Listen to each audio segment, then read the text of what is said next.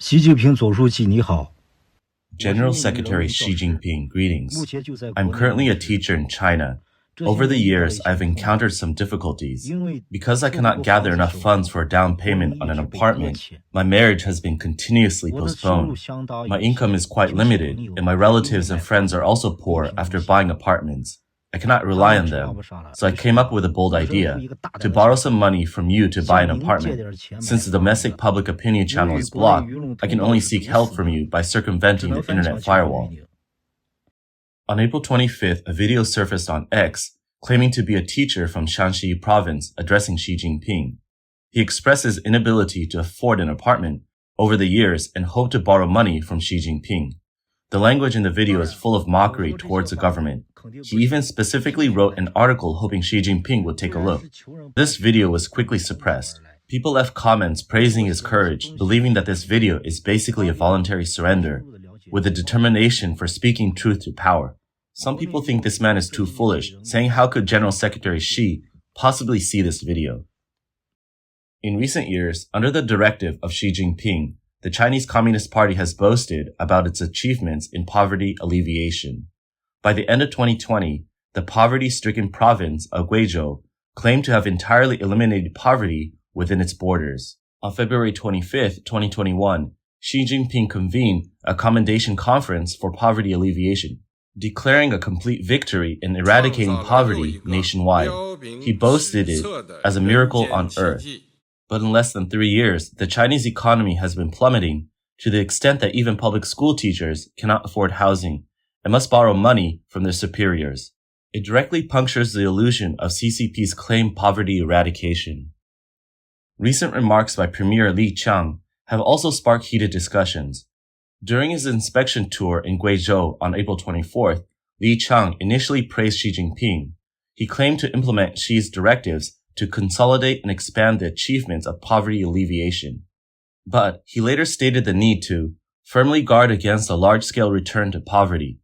Yet just a year ago, in March 2023, Li Qiang chaired an executive meeting of the State Council, fervently praising Xi's poverty alleviation campaign as a so-called millennial benevolent governance.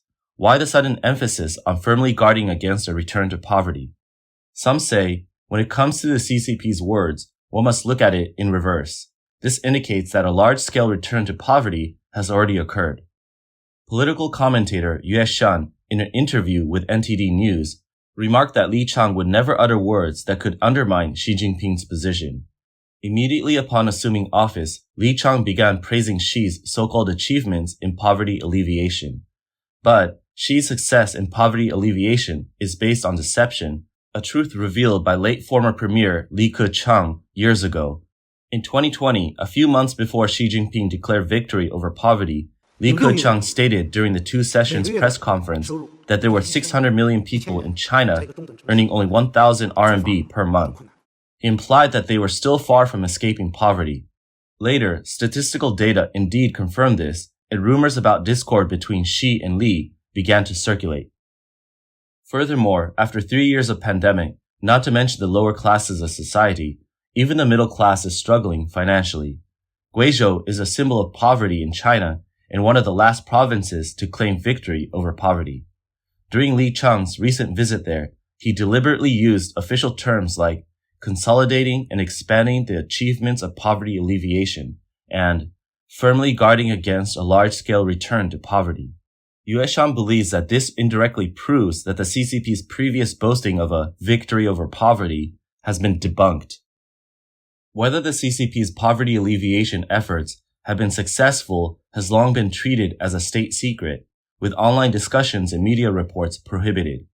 While the authorities publicly trumpet their poverty alleviation policies, various instances of fraud, corruption, and irregularities have repeatedly surfaced across the country.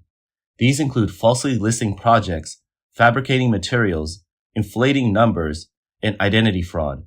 A significant amount of poverty alleviation funds has been siphoned off, while genuinely impoverished families have not received assistance.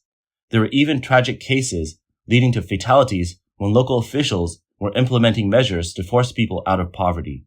In April 2021, it was revealed that Luonan County in Shaanxi province had falsified poverty alleviation data, yet the official response hastily declared the issue resolved and claimed that poverty alleviation standards had been met. Subsequent media coverage of related events has been scarce. Now, Li Chang's remarks indirectly confirm that not only has China failed in poverty alleviation, but has also experienced a widespread return to poverty.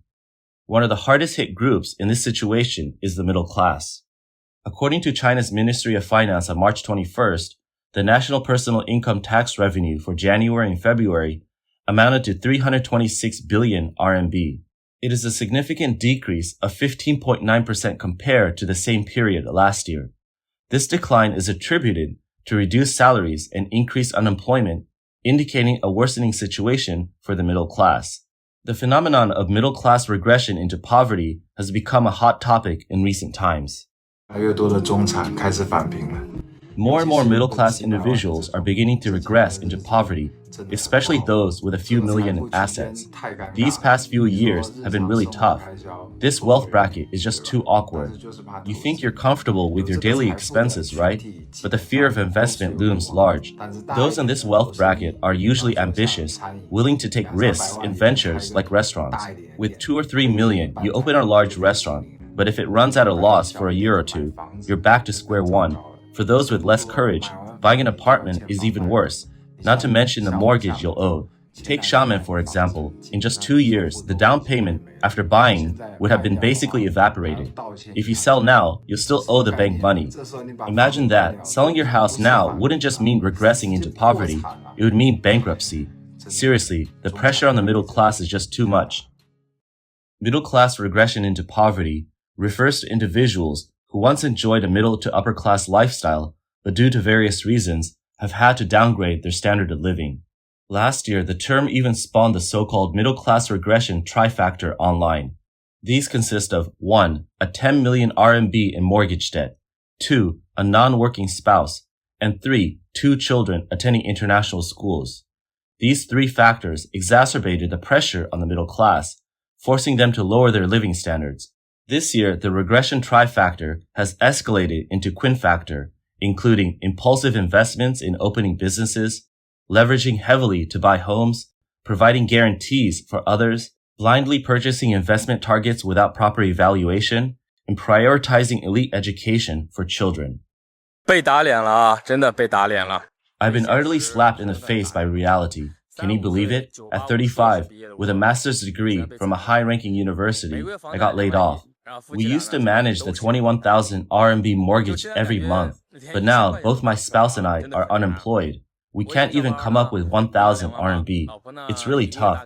I used to make around 28,000 RMB a month. My wife could bring in about 12,000 RMB. With bonuses and all, we had over 40,000 RMB a month. We thought we could handle the 21,000 RMB mortgage with ease. We felt pretty confident and optimistic back then. But reality hit us so suddenly, so brutally, we've been humiliated.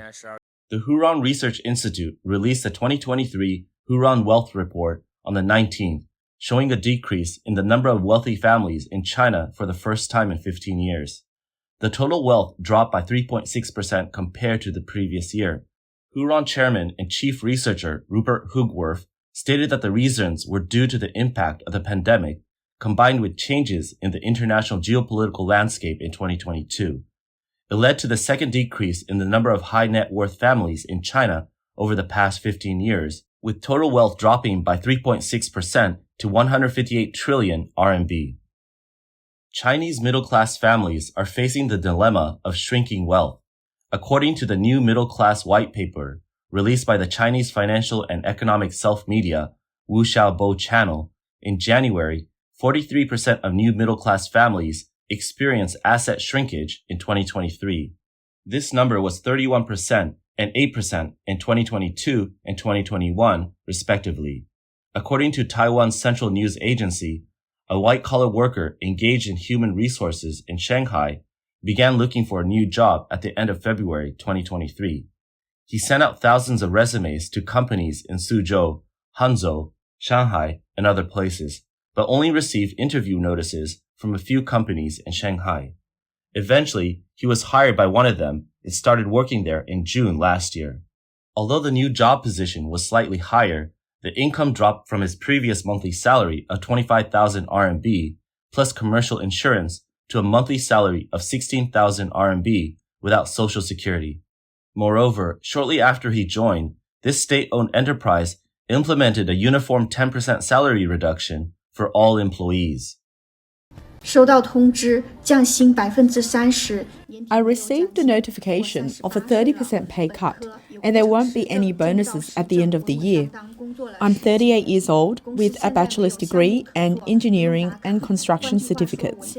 I've been steadily employed for over a decade, but now the company has no projects, no need to clock in. In other words, I have nothing to do now. The boss says we'll weather the storm together. Anyway, I won't choose to resign. The entire industry is in the same situation. Even if I look for another job, it won't be much better.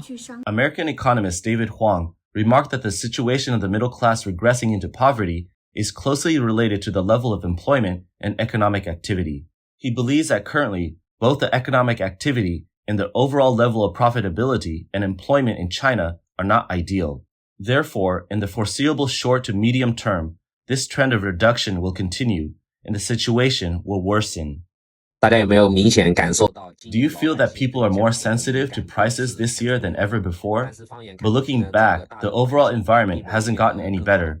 In the past, people would drink milk tea without batting an eye. Milk tea like Nayuki or Haiti would cost 20 or 30 RMB per cup, but now they're drinking cheaper options like the 6 RMB Mishui Ice Kriya and tea, or the 880 or 990 RMB coffee, and they're finding them just as enjoyable. Everyone is trying to maintain a sense of dignity with the least cost. I just want to ask, am I the only one who's downgrading my consumption? These past few days, I suddenly realized that I haven't bought a single piece of clothing since the change of seasons. It's like a once in a 30 years occurrence. Then I started thinking it's not just about the change of seasons. Many things prove that I'm downgrading my consumption. Before, ordering takeout for meals was nothing, but now a meal costs 30 or 40, even 50 renminbi. In groceries here, I can barely afford it. I've been eating this for a whole week. Previously, it was either Lancome or Estee Lauder for skincare, but now it's all domestic brands, which are both economical and practical. Haircuts used to cost 80 to 100, but now even 30 renminbi feels expensive to me. I'm even afraid to buy bread now. A loaf of bread costs over 10 renminbi, and it's even worse in malls. Why bother going out when you can buy it online? I'm afraid to leave the house now. Going out costs hundreds, and wages haven't increased, but prices keep rising. With the people's incomes greatly reduced, various local government finances are also facing difficulties. The Chinese Ministry of Finance issued a notice at the end of March requiring central and local government finances to implement the habit of tightening their belts. According to the Ministry of Finance website, in the first quarter, the national general public budget revenue was over 6 trillion RMB, a year-on-year decrease of 2.3%, higher than the fourth quarter of 2023. In order to meet Chairman Xi's requirement of tightening belts, local governments have been making efforts to promote cost-saving measures. For example, a certain local government in Yunnan province notified its employees that the air conditioning temperature in the summer should not be set below 26 degrees Celsius. Employees of a state-owned iron and steel plant in the area were urged to reduce their water consumption and strictly control the consumption of bottled water in various divisions.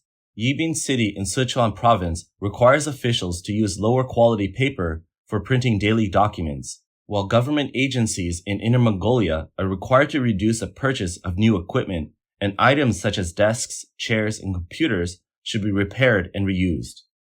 Christine Wong, a specialist in China's public finance and visiting research professor at the East Asia Institute of the National University of Singapore, believes this is just for show. She said, "Look at them talking about these trivial matters when they should be focusing on solving bigger issues, such as increasing local government revenue and reducing debt.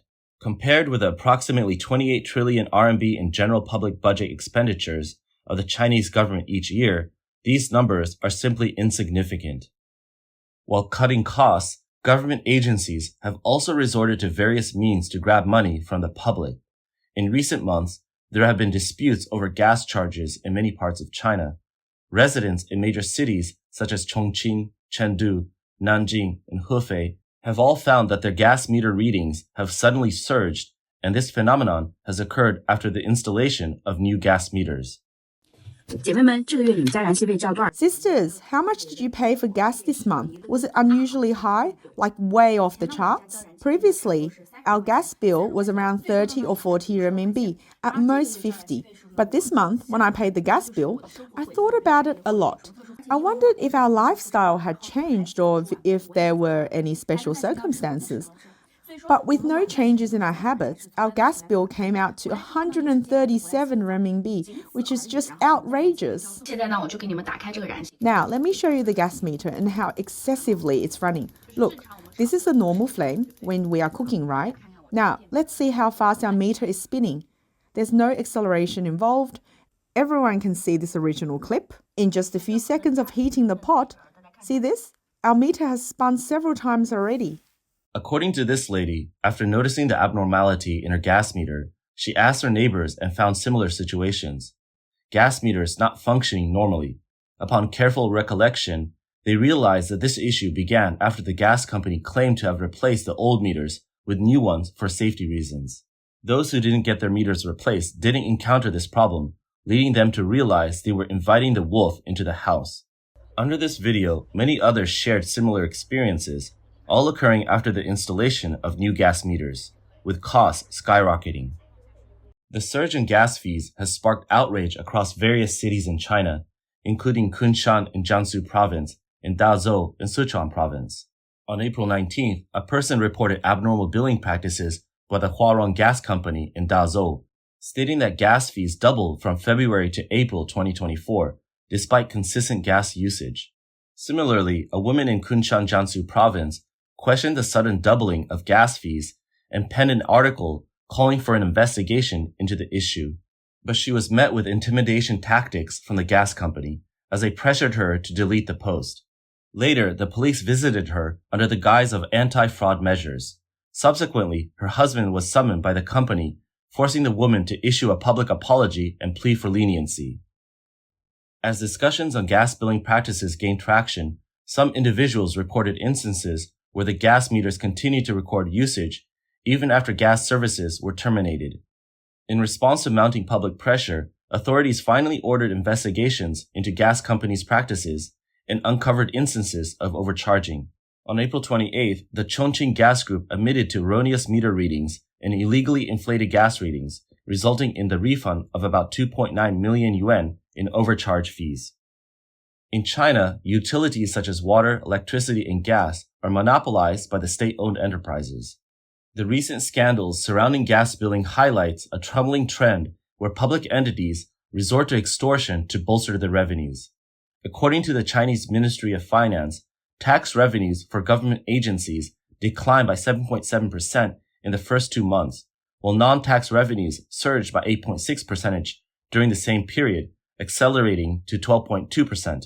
This significant increase in non-tax revenues consists of income generated from utilizing state assets and exercising governmental authority, including the authority's reliance on extracting funds from the populace through coercive means. The CCP has resorted to desperate measures to extract money from the populace, even crossing legal boundaries in enforcement. On April 21st, the online voice social platform Banban app issued an official statement titled Wuhan Changshanban Company's Notice of Closure to all employees, hosts, and partners. It reveals a disturbing incident of overreach by the Shende Public Security Bureau in Guangdong Province. A year ago, on April 17, 2023, the Shende Public Security Bureau detained 25 company management personnel and employees on suspicion of operating a gambling den. The Bureau unlawfully transferred 300 million yuan of company funds to its own account. 20 million RMB of personal funds of company shareholders were also forcibly transferred.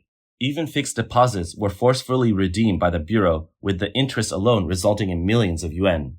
According to Chinese criminal procedural law, investigating authorities are only permitted to inquire into and freeze the assets of criminal suspects without the authority to transfer funds or seize them.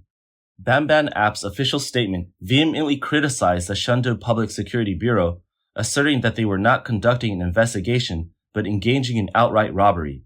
But with all funds seized and transferred, the company was unable to continue operating and reluctantly announced its closure a year later in 2024. On April 25th, former Chinese media person Zhao Langjian posted a screenshot on X stating, "The CCP's thuggish methods are evident in the price hikes of water, electricity, and gas meters, and its brutal tactics are escalating in the confiscation of electric bikes and perverse fines."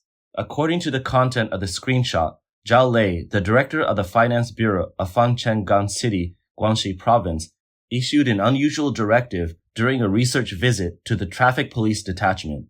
He required the Traffic Police Detachment to fully exert subjective initiative and strive to achieve the expected revenue target. It is seen as encouraging the police to increase government revenue through fines. The Chinese government has implemented various measures which have been criticized by many as aggressive revenue-generating tactics. The official narrative promotes these as poverty alleviation efforts. Critics argue that recent initiatives, reminiscent of past economic strategies during the Cultural Revolution, focus primarily on boosting commercial revenue and stimulating consumption. Many tactics are basically shortchanging ordinary Chinese people.